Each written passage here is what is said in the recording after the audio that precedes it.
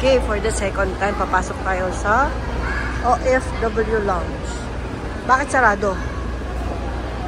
Sa kabila na ba ang gate?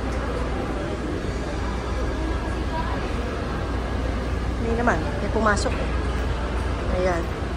So, dire-diretso lang tayo. Kailangan ba natin mag-register? Registration. Ito naman tayo. Ayan, may free food. Parang may iba ngayon ah. Ayan, may puto cheese. Pandesal. Oy, may pansit siya ngayon. May siomai. Pansit. Okay, tira lang tayo dito. Ayan. Yan ang kinuha ko. Pansit habab. Puto cheese ba yan? Tapos ito parang ano, mini muffin. Tapos latte macchiato. Okay, let's eat. Wala sa inyo yung pansit. Ito siya. Malayo yung ano ito.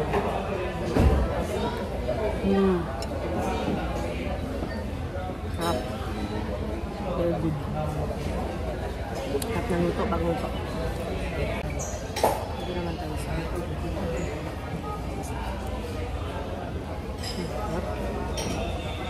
Walang keso.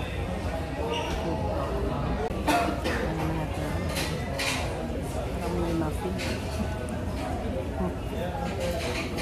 Sarap. Very good yun ah. Sarap lahat. Ayan, ano naman. Latte.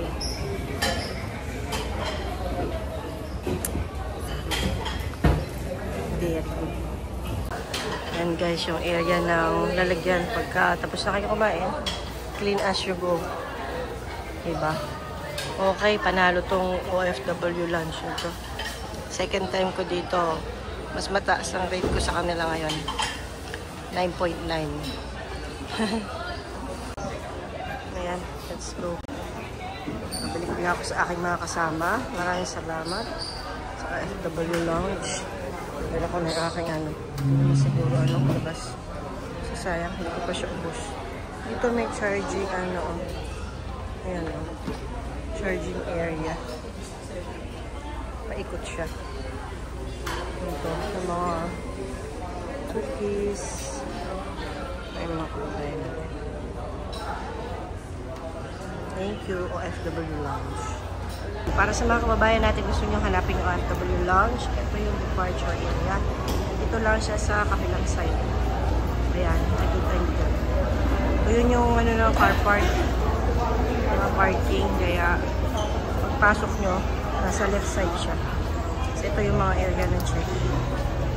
Ito naman yung waiting area para sa ating mga hatid.